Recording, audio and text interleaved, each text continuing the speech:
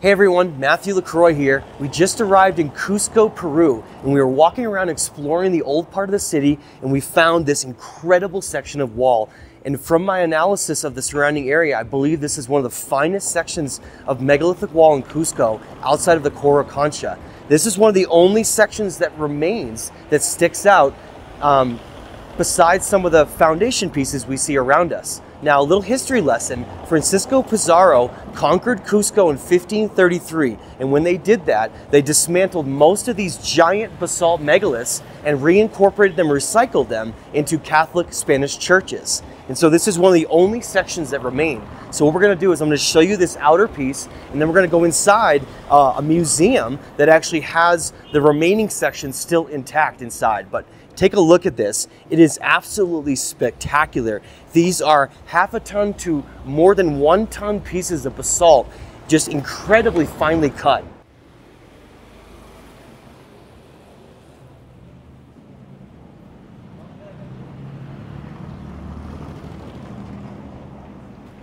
Take a look at how tightly fitted these joints are on these blocks.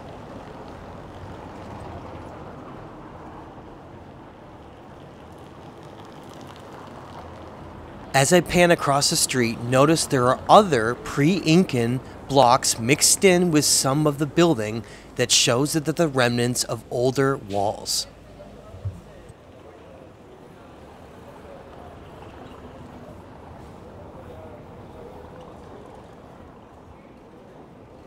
Look at some of the edges on this.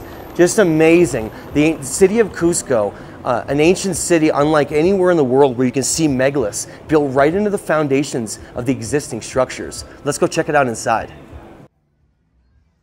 As we follow the wall, it first crosses into the entrance to a cafe, and you can see these massive windows perfectly cut with knobs sticking out, and this is a section before we enter into the museum.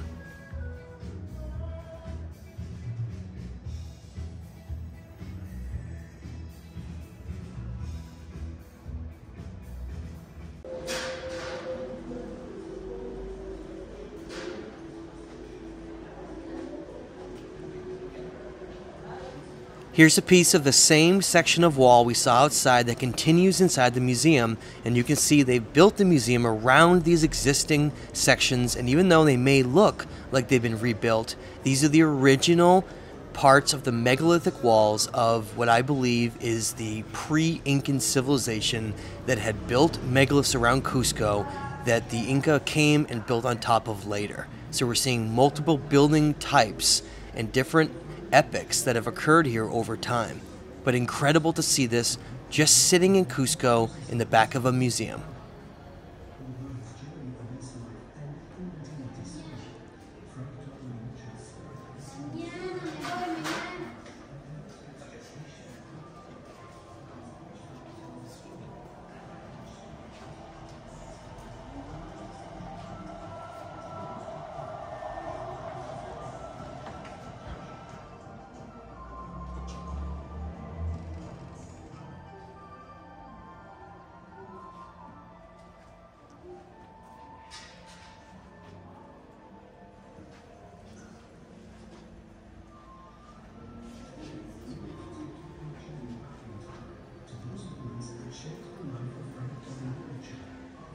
And here, like we see throughout Peru and other parts of the world, these mysterious knobs sticking out of the megalithic stones, their purpose is still unknown.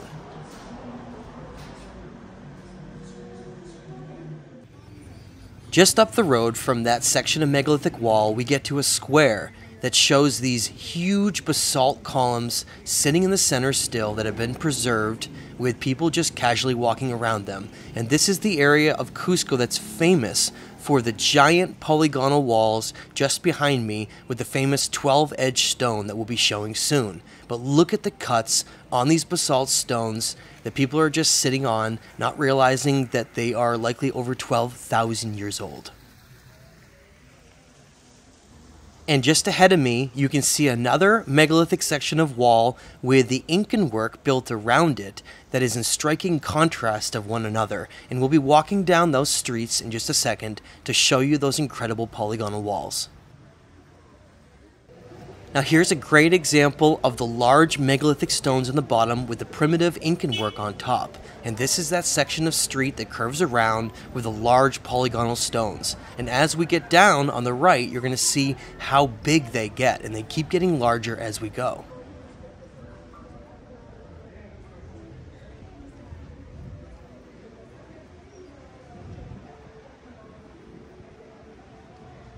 Conventional archaeologists will tell us that this is all the work of the Inca, and yet we see a striking contrast with the different work on either side. The blocks on the right are made out of granite, and we have no idea how they carved and moved them still today.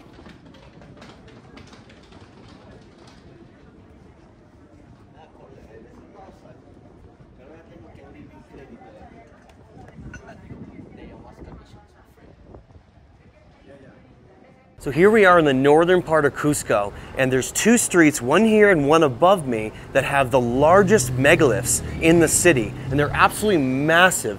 Look at these polygonal blocks. Some of these are 20, 30, 50 tons. Absolutely massive, just sitting here in the middle of the street with more primitive building around it. But this just shows the power of the engineering of this ancient people to create these massive stones. But we still have no idea how they cut, moved, or put these in place.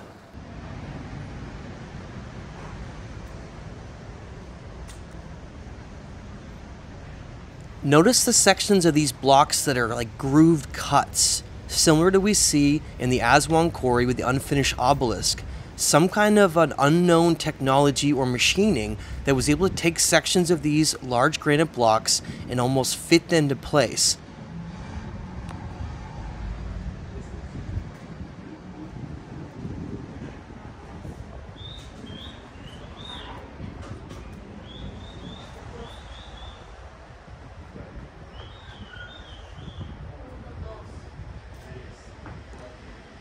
This section coming up is very interesting because it shows that the outer megalithic blocks are no longer in place and have fallen out or been destroyed or removed from the Spanish conquest.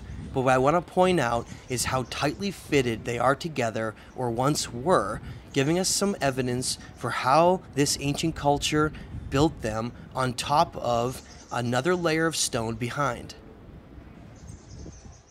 I wanted to zoom in so you can see how unbelievably polished and finished these blocks are, fitted together, that to me had to have been some kind of a heating technology in order to get them that seamless.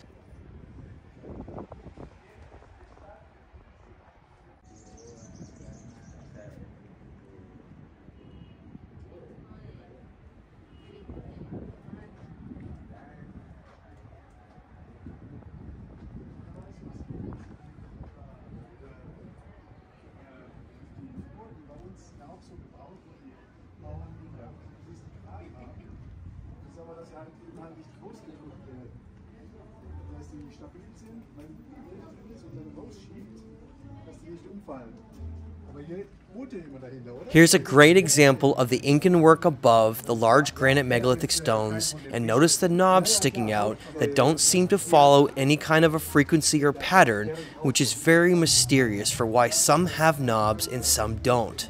But an incredible section of wall in Cusco to visit.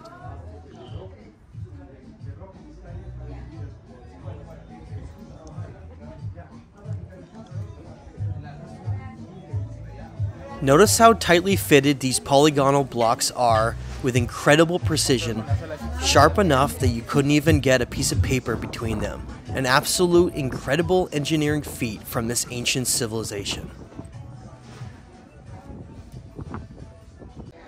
Moving to another area of Cusco, you can see this beautiful megalithic wall just outside the Coricancha, with another section right next to it that shows very distinctive building styles.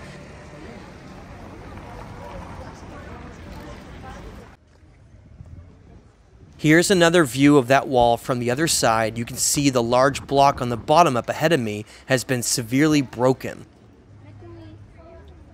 And to the right of that block, we're going down the street along the edge of the Coricancha, which is one of the finest examples of the differences of the civilization that built on the right, the Inca, with the incredibly precise megalithic work here in front of me on the edge of the Coricancha. Notice the similarities with the stonework to the Lake Von area around Ionis and others, with the highly refined and polished basalt that is seamlessly put together with some of the finest precision I've ever seen. Just giving you a close look at those cuts and those joints together.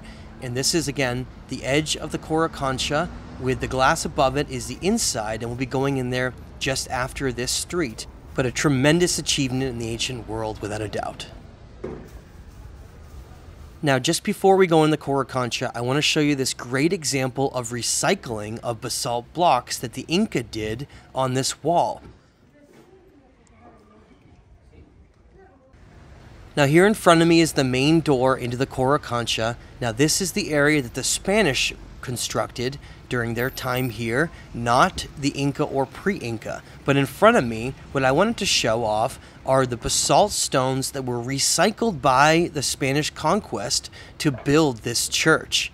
And you can see this all around Cusco, and across from me, I'm pointing at the original base foundations of the megalithic stonework of the Inca and pre-Inca civilizations that only reaches a certain height.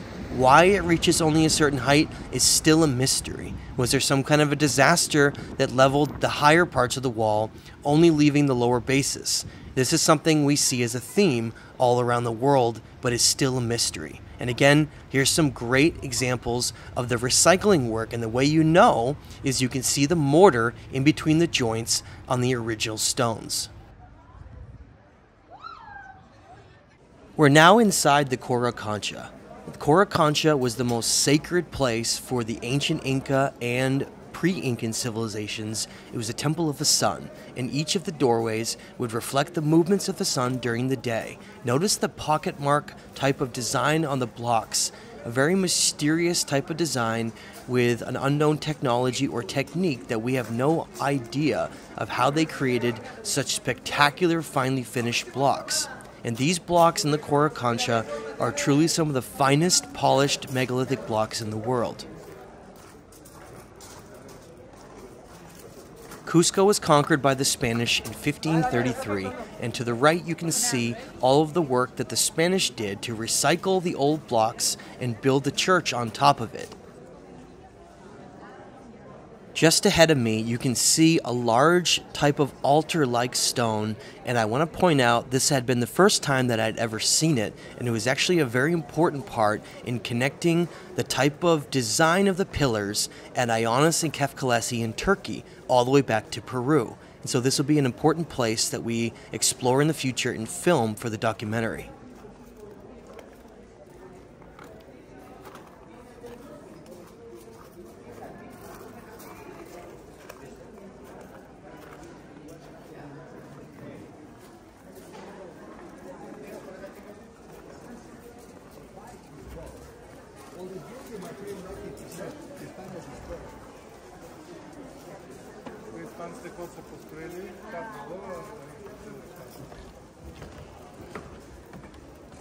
The only sections of this area of the Coricancha that survived are the back walls and the areas around the Sun Temple. Most of the other areas were recycled during the reconstruction by the Spanish. But ahead of me, we're going to be exploring some incredibly precisely carved basalt blocks that have an unknown type of tool design that is still a mystery today.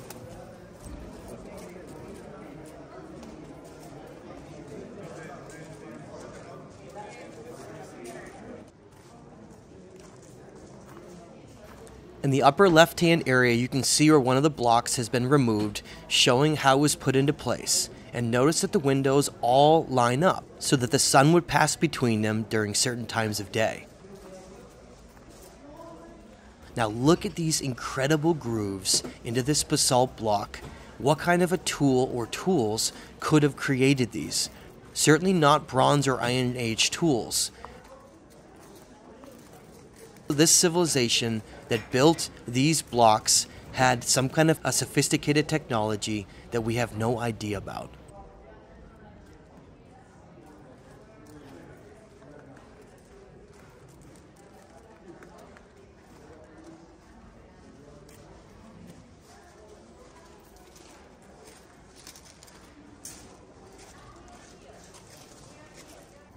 Taking another look at the Sun Temple, you can see that there are 3 doorways, which is very similar to the 3 doorways we find in the Kef bas-relief and other motifs around the world. And I wanted to show you inside with less people so you can see how incredibly well these were designed to track the movements of the sun. But again, one of the most precise and spectacular megalithic temples in the world. The Coricancha is made up of 2 segments that are left over, tracking the movements of the sun, and as we go across the courtyard, this is the other section of it to explore that has some really special tool marks and some unique aspects of the megaliths. And I'm going to go inside in a second and show you some of those. But this is the outer wall that faces the courtyard.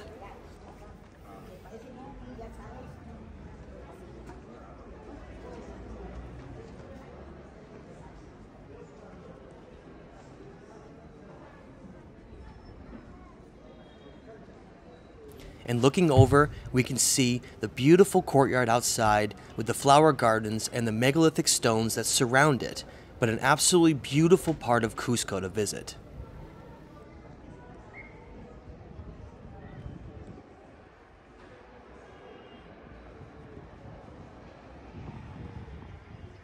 Some researchers have suggested that these blocks were somehow poured into a mold. Certainly I feel they were at least heated in order to get them in such a precise size that all align with each other.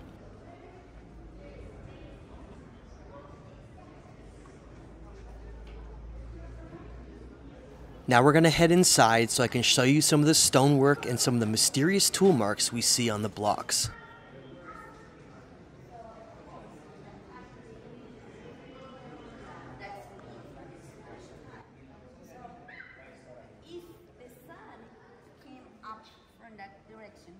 The area just behind the glass is often used as an example of lost high technology that this ancient culture possessed, enabling them to create very precise cuts out of stone in a way where we still don't understand today.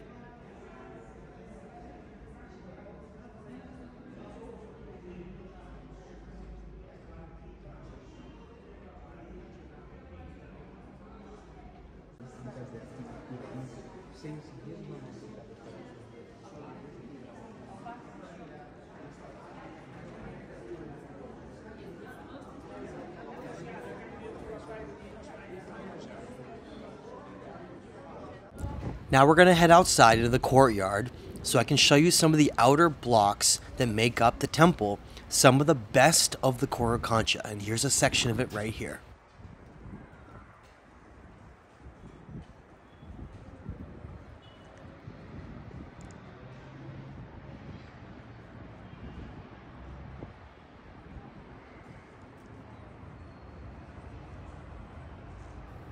And here's the front side of that wall that I just showed, and it's one of the last pieces on the outer walls that survived the Spanish. As you can see in front of me, they built a church on top.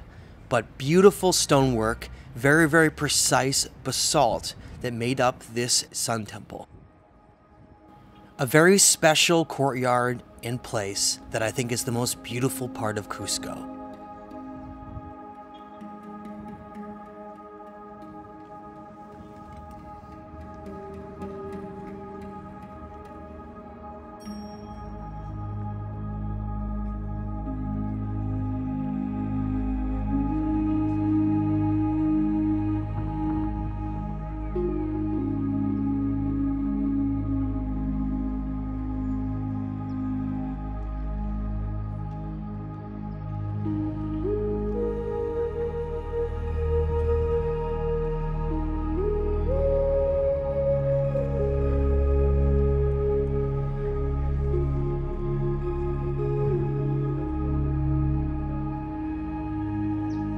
As we head back up the hill, we can see the remnants of this ancient civilization building along the edge of these streets. We're heading now towards the largest megaliths that this civilization ever built at a place called Sacsayhuamán, where they were able to move and cut stones in excess of 100 to 120 tons, an incredible achievement in the ancient world.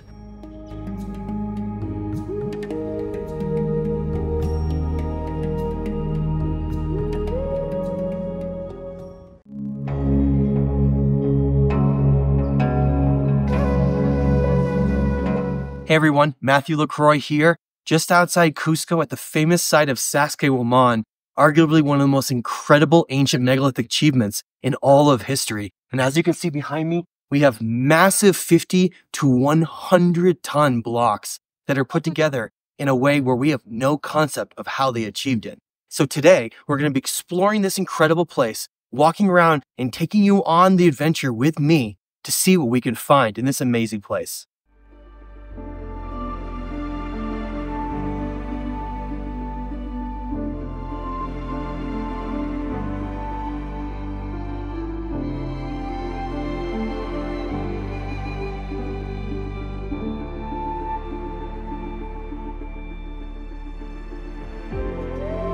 Here we are next to some of the largest of the walls of Sacsayhuamán. Not the largest yet, but some of the bigger pieces. These stones are around 50 tons. And as you can see, they've been put together in a completely seamless way that completely mystifies archaeologists and scientists today. We have no idea how this civilization carved and moved these and put them in place. But as you can see, an absolutely colossal engineering achievement by this ancient civilization.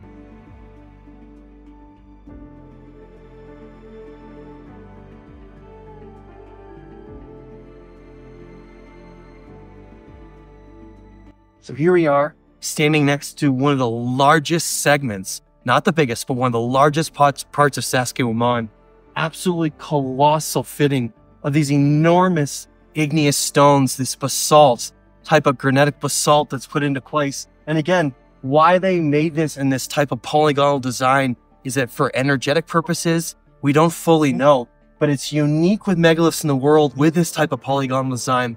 Most of the megaliths we see in places like around Lake Van, like I've shown them around Ionis and Kefkalesi, as well as places in Egypt, like the Valley Temple, are square blocks. But here we find this massive type of polygonal design that's unique. And I want to point out, look at how big and far down these stones still go. This is not the top of the wall. It's actually, we're standing on a large amount of sediment. And I would love, and I know it's probably too late because of incorporation into being an archaeological site, but how far down these giant stones and these walls really go. But truly a colossal achievement.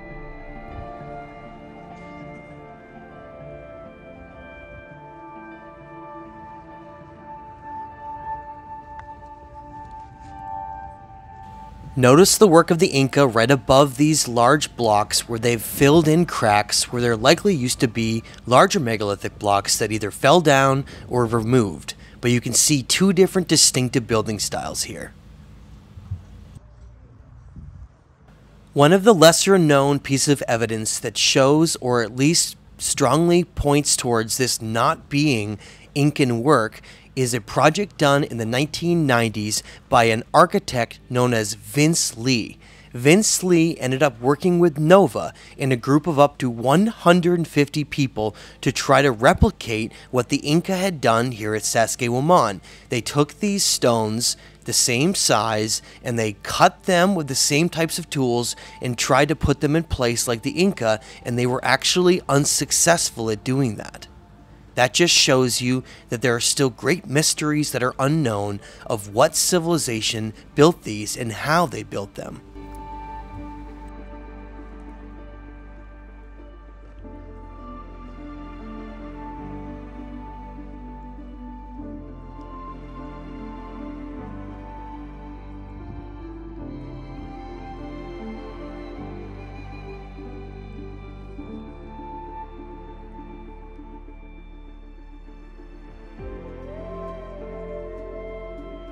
Here you can see another section where there's clear evidence of the Incan small stone, crude stone work on top of the other large megalithic stones with the other section of wall behind it.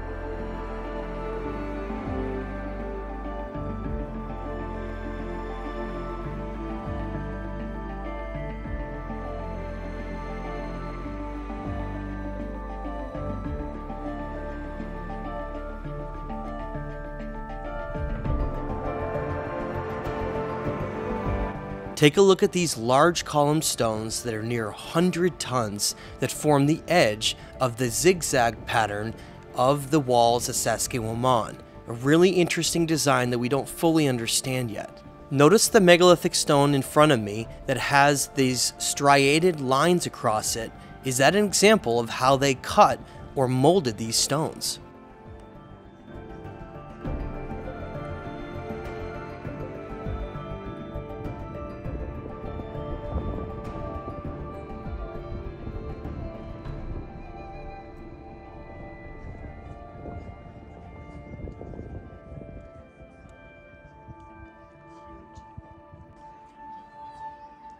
Now here in the center, you see a stone that looks like it may have vitrification damage or melting on it, similar to the Kefkalesi site in Turkey.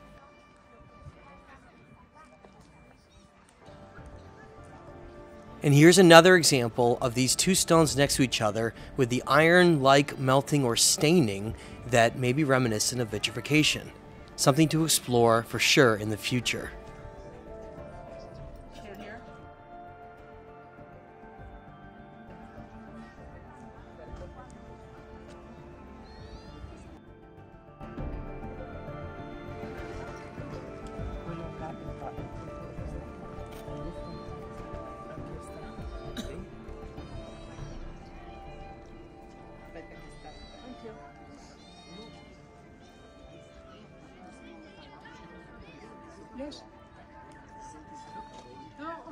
Here we are at another section of wall, and I want to show you some of the designs that the ancient civilization here incorporated into their structure. And one of their spirit animals that they designed this around was, of course, the puma. And above me, you can see the paw of the puma woven into the design of the megaliths here at this ancient site. A mysterious type of motif that we can see in other parts of the wall as well. An incredible place to explore.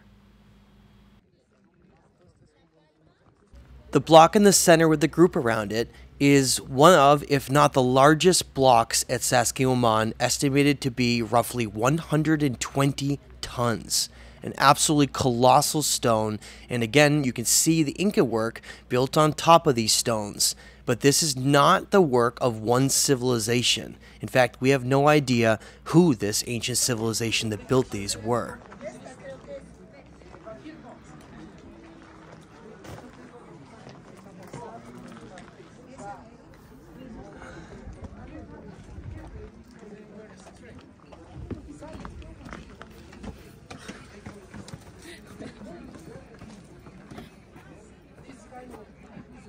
This stone is over 100 tons.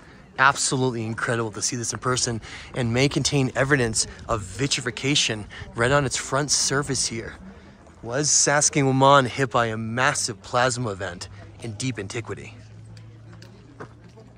Here we are at one of the largest sections of walls at Sacsayhuamán. At the circle mark rooms. Don't cross this. It's very reminiscent, we see, of some of the scoop marks in the Aswan quarry in Egypt, where it seems some kind of a tool or some way that they manipulated these stones is present here. And perhaps that's why the stones had this type of bulge effect, as they were superheated and then put into place. But here we have, again, one of the largest stones at Sacsayhuamán, and this stone right here was over 100 tons. And a ton is 1,000 pounds. So it's truly an incredible achievement of Egypt.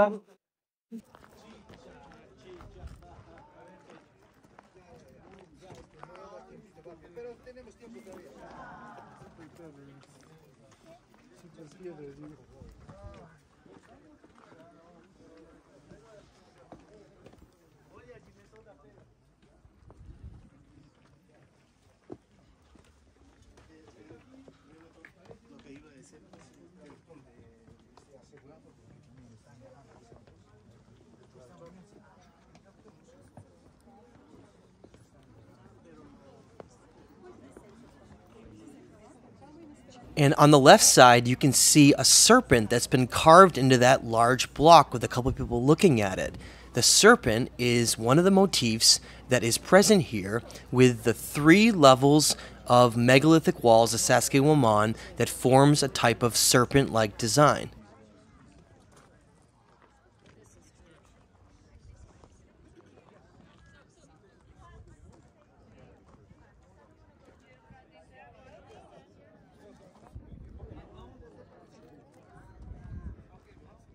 One of the most incredible aspects of Sacsayhuamán is 3 defined levels of walls. 3 in a staggered fashion. And I think that that concept really speaks to this idea we see all across the world of this triptych 3-level design. We see it all throughout Peru and Bolivia, as well as around the Araras civilization area around Lake Van, in these symbols and artifacts that have 3 levels. And I don't think it's a coincidence that Sacsayhuamán has 3 specific sets of walls.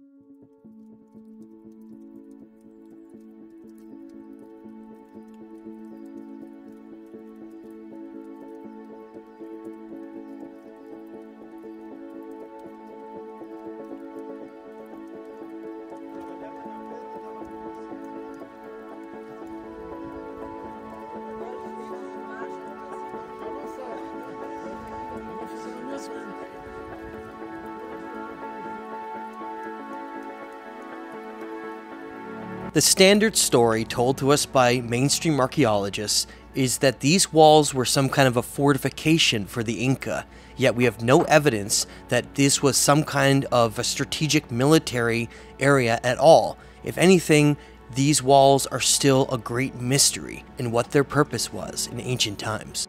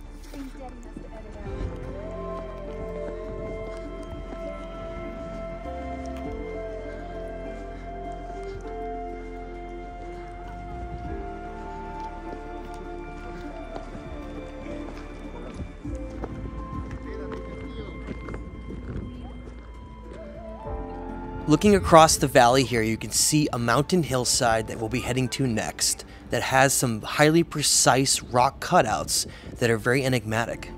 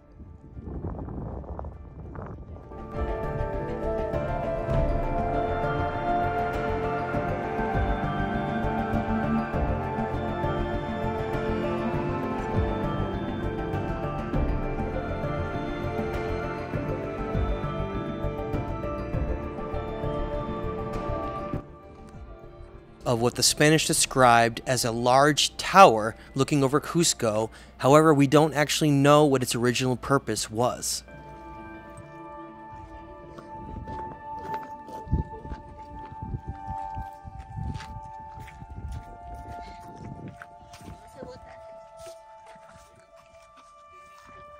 However, one thing we do know are that these blocks in front of us were blocks that likely existed before the Inca. As you can see, they're highly precise and larger, and just beyond them is more primitive Inca work. So we know that the incorporation of the Inca into this structure was likely different than its original purpose.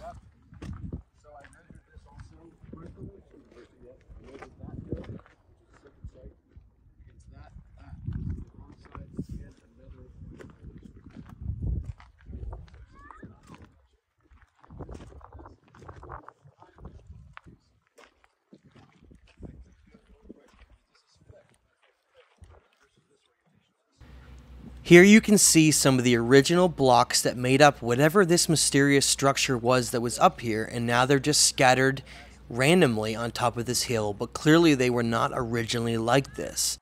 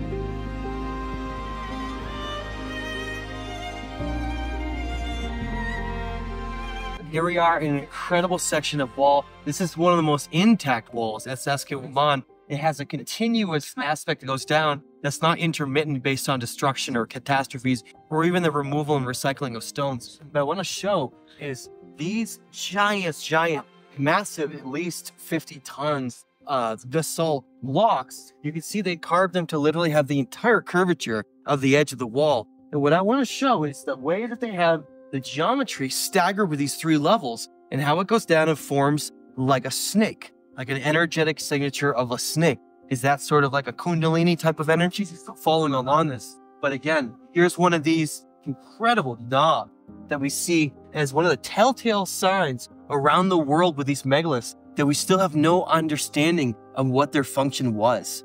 I'm under the impression, based on studying them, that they had some kind of an energetic acoustic function, but we still don't know. But going along this wall, clearly you can see that this is one of the greatest feats in engineering in the ancient world. Absolutely incredible to walk along and be a part of.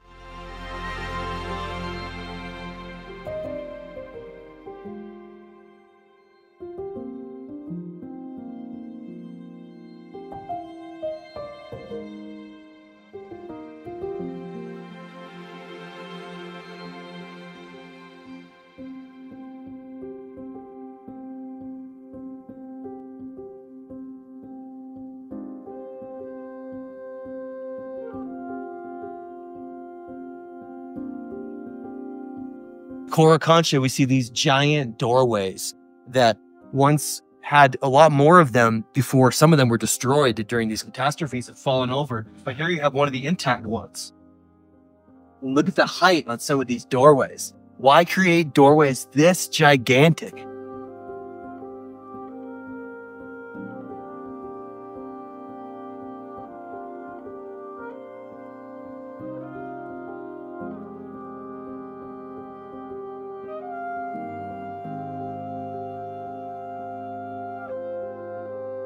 Here we find some of these grooves, just like we saw on the wall of the Coricancha, these holes that have been created into it, that the function is still largely unknown. They're very, very mysterious, but they seem to exist in a lot of these megalithic walls around Cusco.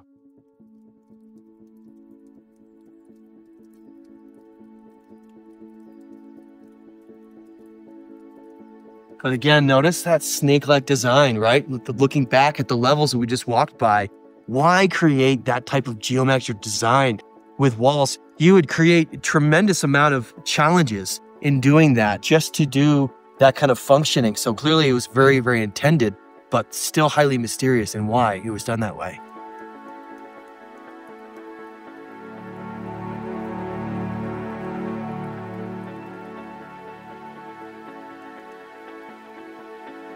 More of these knobs again, right? They're only on certain stones. Like, why were they only placed on certain stones like that?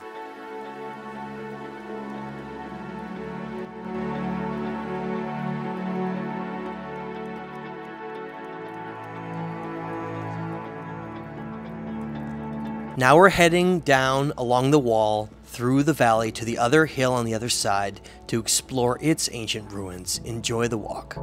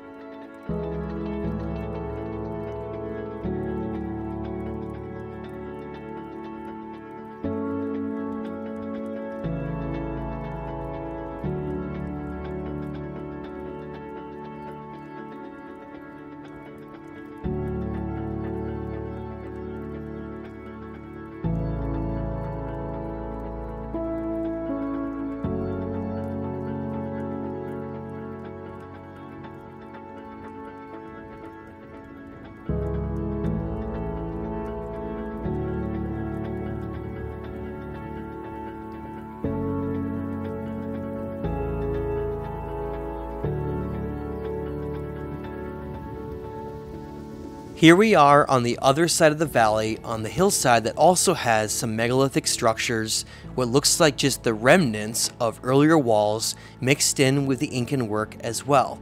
Another enigmatic part of Sacsayhuamán to explore.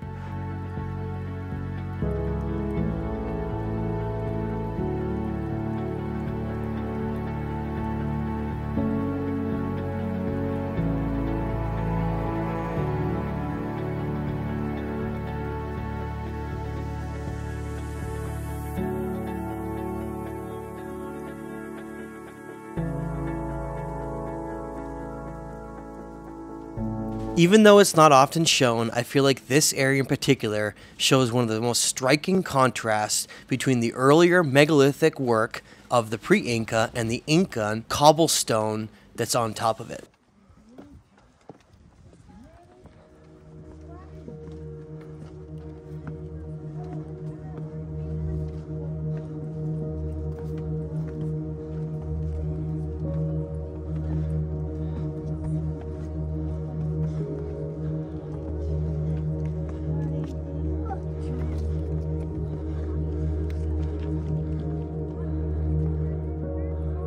And here's the best view looking over the walls of Sacsayhuamán from above the hill. And as you'll see right up ahead, there's some very unique rock cuts that look like they were almost laser done in the stones. Now, what this hillside functioned as, we really don't know still today.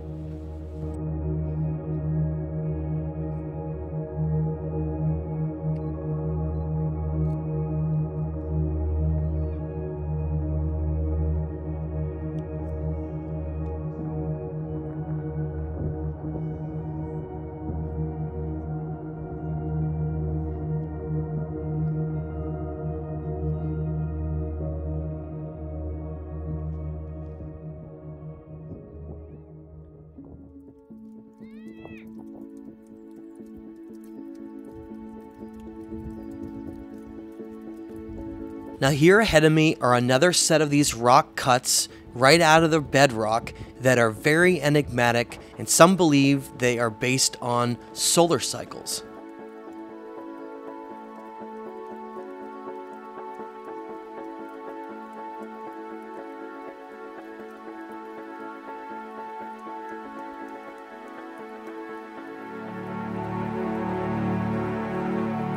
Take a look at these cuts right out of the stone with laser cut like edges that to me would have been impossible for the classical Inca to make.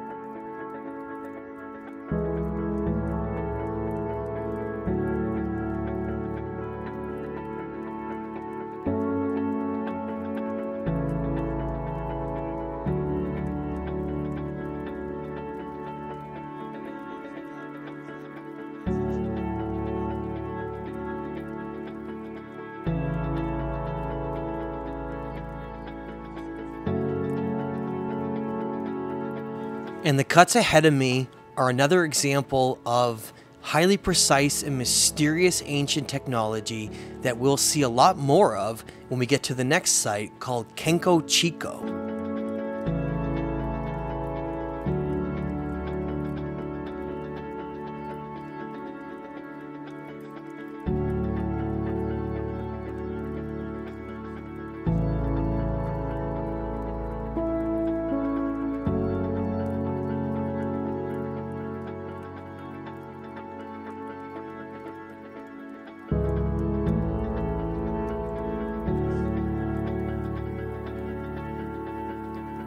The area just ahead of me, I feel, is one of the best examples of ancient catastrophe evidence in this part of Cusco and Sacsayhuamán, and it shows what looks like giant pieces of stone that were carved with, again, the highly precise, mysterious ancient technology that were then broken and thrown upside down.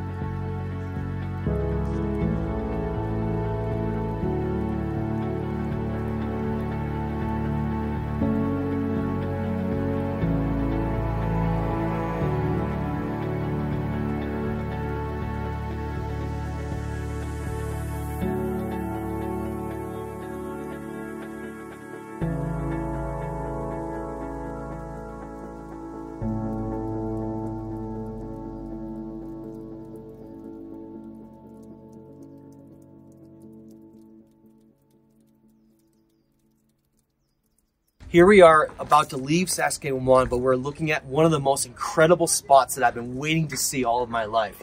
This is the famous spot right below the walls where we have these huge niches that have been cut right out of rock. Now, if you can see how the irregular nature of the stone on top, these are two massive, over 100 tons. These are likely over 200-ton pieces that originally were stacked on top of over here. I want to give an example.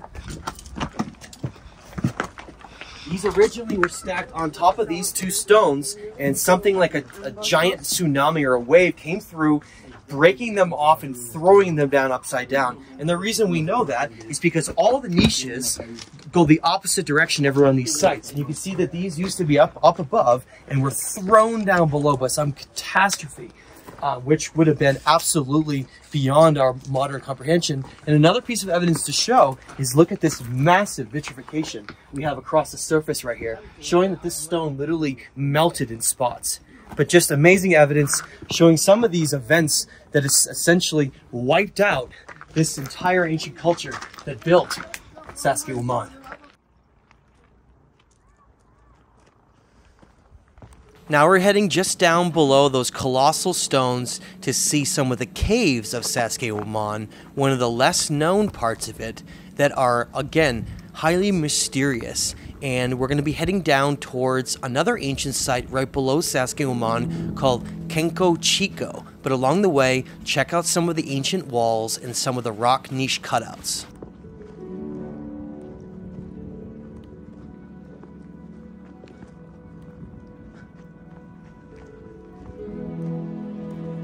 As we're walking along, take a look at some of the ancient foundation stones to my right that are just barely sticking up above the ground, showing you that large parts of Sacsayhuamán are still unexcavated even today.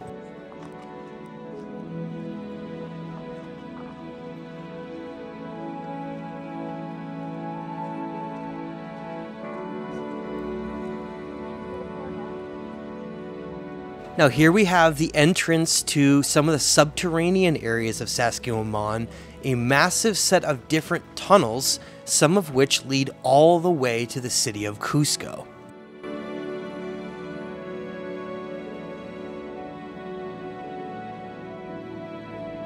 Along the way, notice these very precise rock niche cutouts out of the bedrock.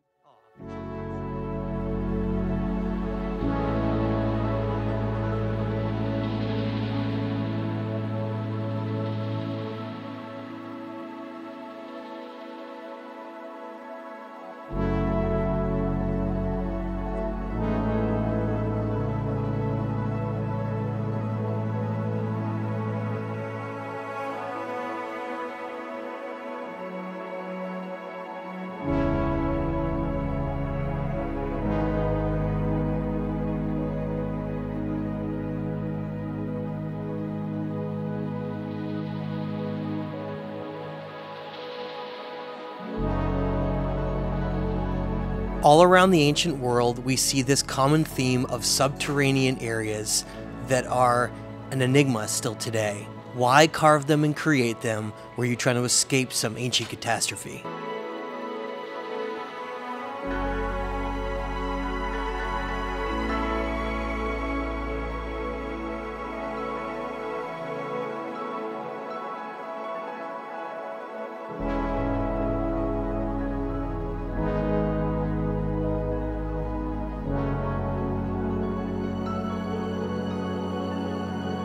As we leave this cave, we enter into the last part of Sacsayhuamán.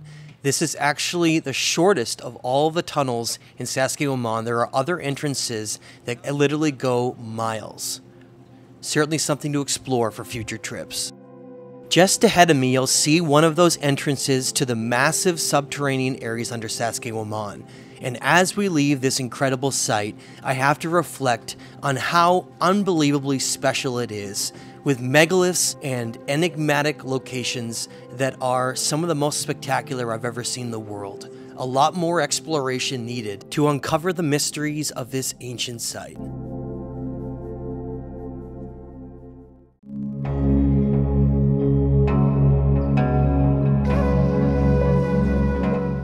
Here we are at an ancient site right next to Sacsayhuamán named Cuenco.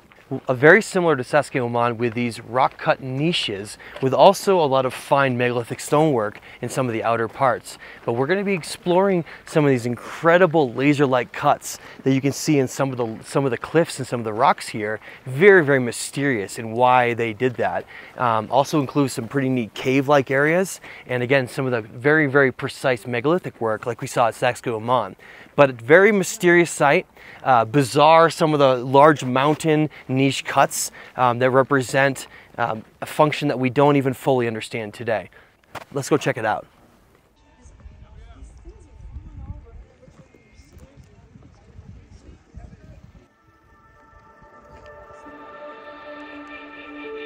Cuenco is an archaeological site just outside the Sacred Valley of Peru.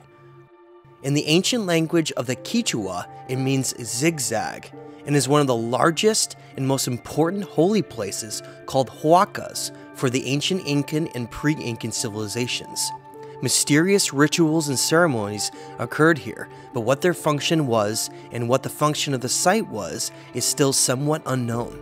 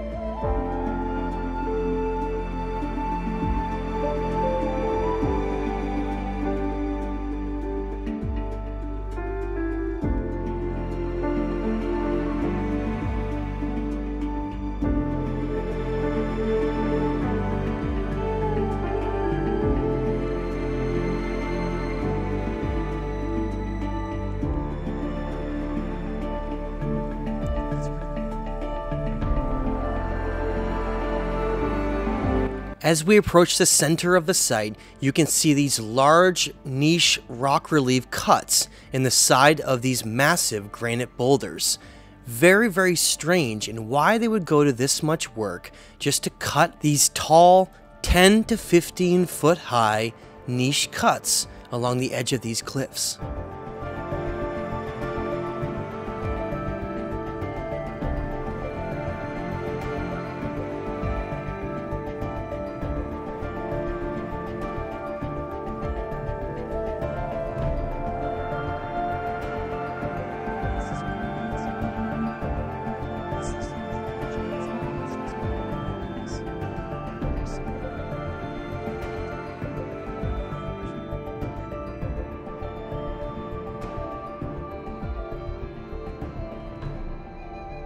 Here you can see the base foundations of a much older part of the structure, and notice the difference in stonework around it, clearly evidence of pre-Incan activity long before the Inca ever arrived here.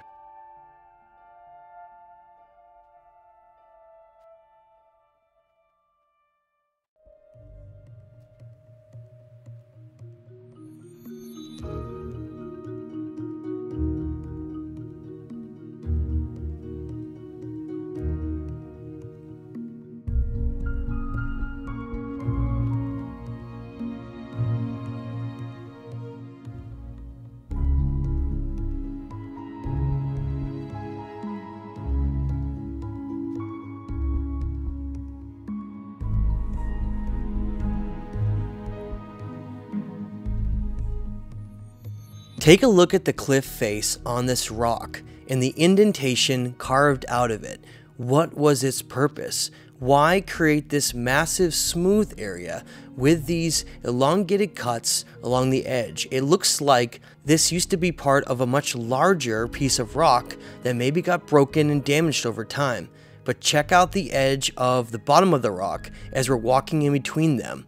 Why go to the great lengths of cutting these very sharp cuts? And, more importantly, how did they cut them? Using Iron and Bronze Age tools? Or are we looking at a civilization that greatly predated the Inca?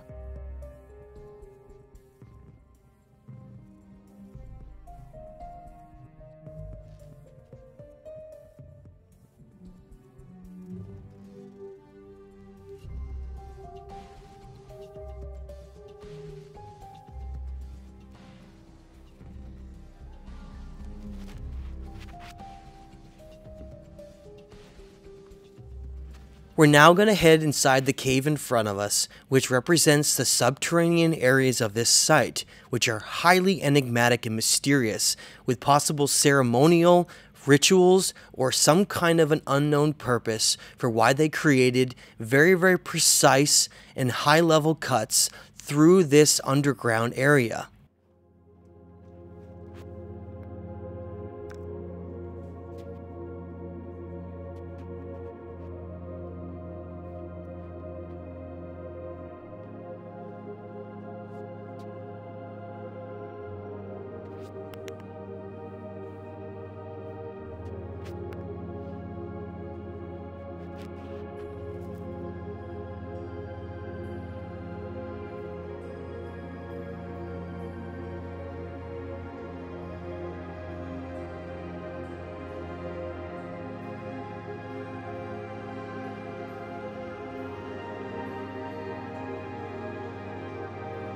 Look at the way that these rock niche cutouts out of the wall and the stones around it have been precisely sharpened and cut with some kind of a mysterious ancient high technology, clearly not chisels and primitive Iron and Bronze Age tools. So why go to this great length to do all this?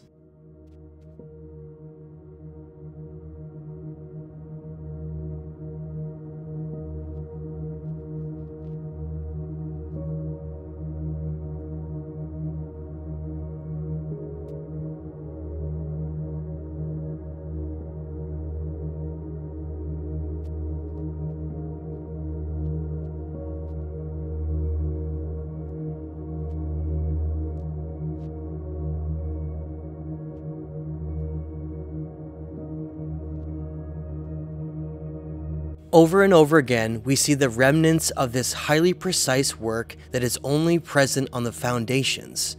Clearly some kind of a disaster came through, destroying what the original temple and the original structures used to look like.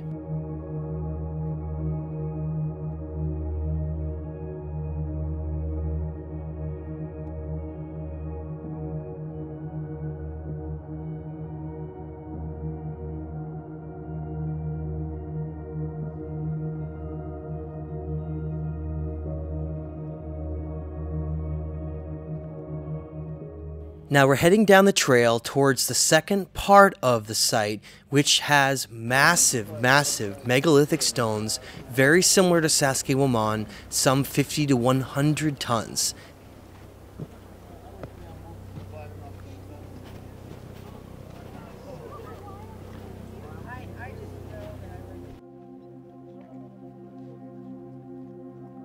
Here you can see this large piece of bedrock mountain that sticks up where the edges of the polygonal megalithic walls circle, with the sharp rock cuts at the very top.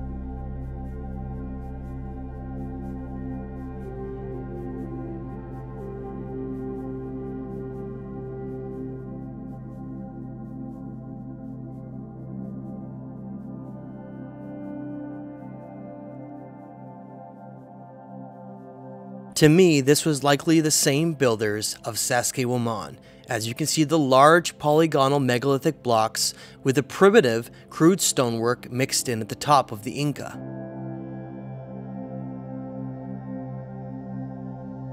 And here is the largest stone of the site that even rivals the massive megaliths of Sacsayhuamán, a stone that is around 100 to 120 tons. And as you can see, it goes around this hillside, which must have been a very sacred site to these ancient cultures.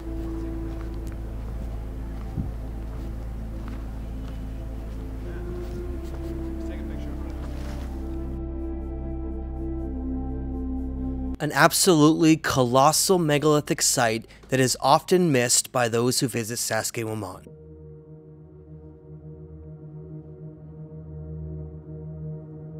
Notice that the ancient culture that built this used very organic tactics that mimic the natural geology and formations of this stone.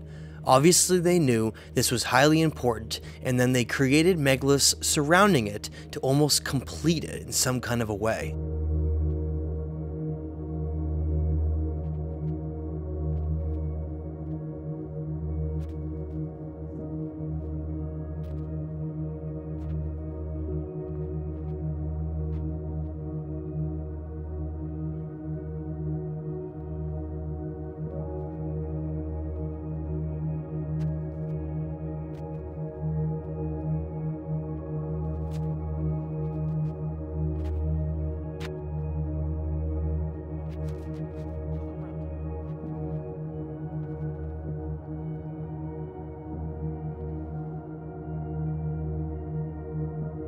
Now heading to the top of the hill, we go from the large megalithic polygonal stones to these rock niche cutouts into the bedrock. And here you can see Robert Edward Grant enjoying the energy of this very sacred place.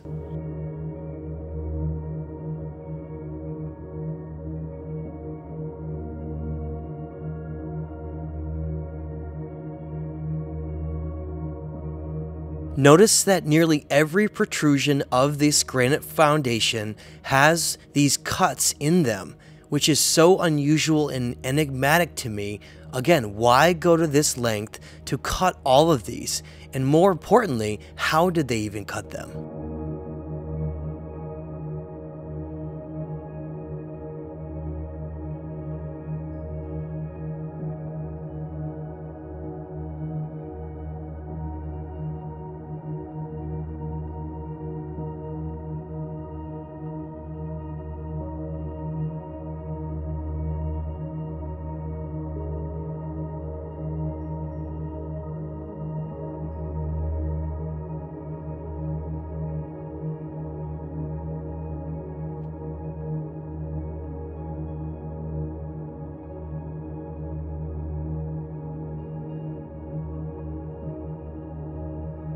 Towards the front of the hill, we have the focal point of this ancient site.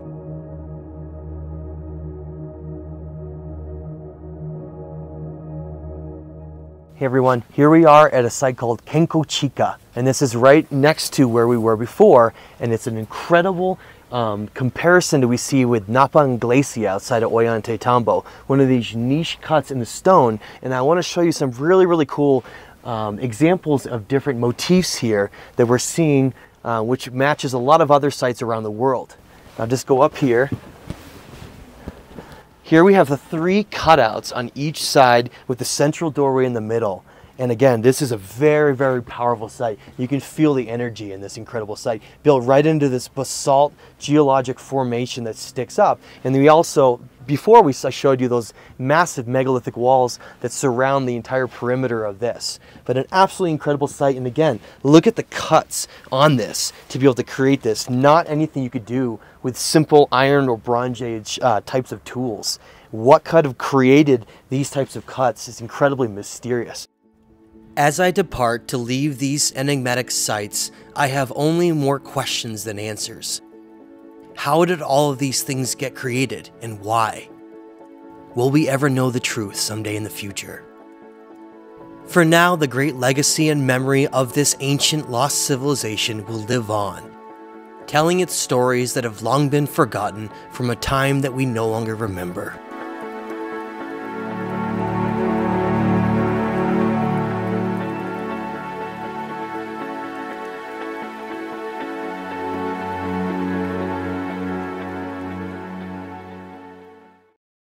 Join me September of 2025 for a tour of the Lake Van area of Turkey to explore its ancient megalithic ruins. You can sign up on my website at thestageoftime.com. We'll see you there.